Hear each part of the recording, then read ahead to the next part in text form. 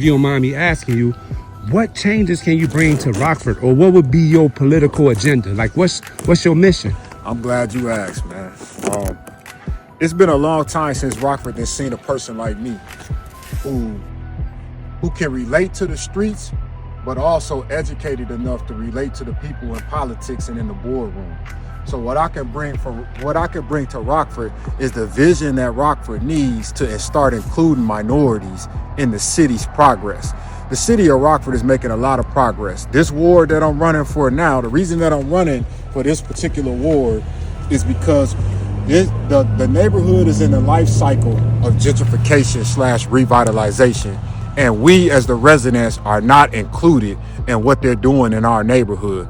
We want to have a seat at the table. We want to have somebody sitting at the table who knows that if you allow somebody to feed you, you get them permission to starve you. That's why I'm running. So that's what I'm going to bring. I'm going to get people excited in politics because I'm going to make politics simple to the people. I'm going to explain to them that politics is about doing what's right for the people while doing what's right by the people.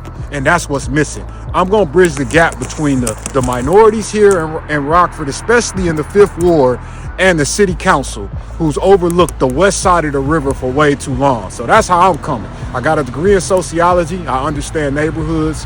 I've been in politics before with a show called Rockford Raps that was on a talk radio here in Rockford. So what I'm bringing is all my years of experience from watching the mayor from John McNamara to the current mayor, Tom McNamara, which is John McNamara's son. A lot of people don't know that John McNamara is the reason that we had the first African-American black mayor here in Rockford. I'm bringing all that history with me. I'm bringing the history of Geronimus Kent, Thatcher Blake, Lewis Lemon, the people who founded Rockford, Daniel Haight. I'm bringing all that with me when I sit down at the table at City Council. And I'm going to make sure that the 5th Ward is returned to the vibrant 5th Ward that I remember when I was growing up, when people over here actually felt good. The quality of life was high. Right now in Rockford, the quality of life is only high on the east side of the river, and now it's time to develop the west side of the river. So that's how I'm coming.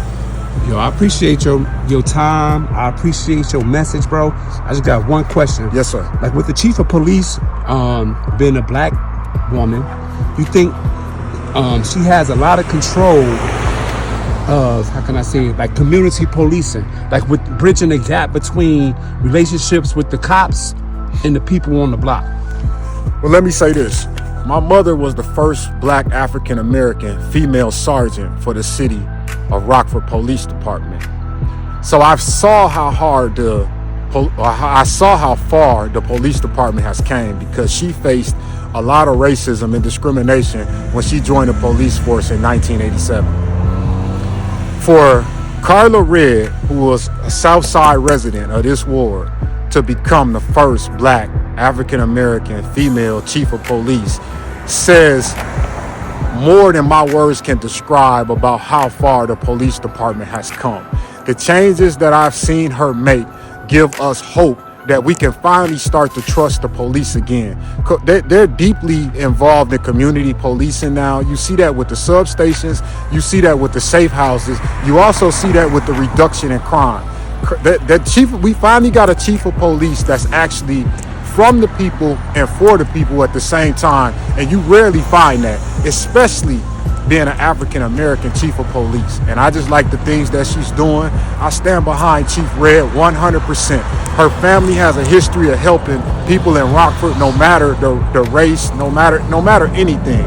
The Reds have a history of helping people, and she's just carrying on that torch right now. She doesn't have to be the chief. She could retire at any given day. She's doing it because that's what she wants to do, and she wants better for the city of Rockford. So with that, I don't think you can even question how the relationship with the community and the police is going to continue to improve. You could take a look right there. We got license plate readers right there. That happened. She pushed for that to happen. You could call the chief of police. Any citizen can call her directly. She really for the people. Open door policy with the chief of police. You got a problem, call the chief. Your alderman don't answer, call the chief. She making it happen for us. But you're gonna be an alderman that answers, right? All the time. Hey, look, you ain't gotta call me. You come find me right here. I'm right here. I'm really here. Wow. I'm really here. That's a blessing. I'm really in the streets. You ain't gotta come looking for me. Levens Lake Park, I'm down there every day working out. Come Nice. find me. Nice. I ain't hard to find. Hey, yo, Chris, man, again, I really appreciate this. And matter of fact,